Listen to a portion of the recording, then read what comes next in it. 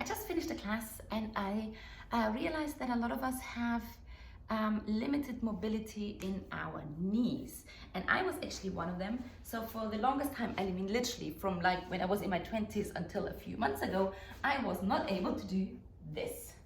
I would be always up here, so up, so kind of here, and I would put a pillow here or something. But after 9 months of Animal Flow, I can actually sit on my heels, which is a major achievement. However, if you are one of the people with limited mobility in your knees, then it's also one of the things that we do in Animal Flow a lot is called Loaded Beast, which is where you are back here, and then from here we do a lot of moves, and we go back again. But if you have very limited mobility in your knees, it's really hard to actually get into that position, in which case you can do the moves just from a regular beast. So instead of going back here, you can just be here, and then instead of doing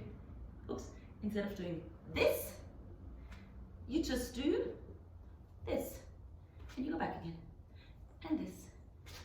So if your knees, your limited mobility in your knees does not allow you to do this whole range of move, then you just do this.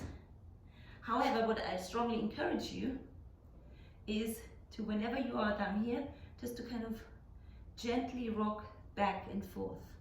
And at the beginning you might not get very far, but then with time, and when I say time, I don't mean 2 weeks.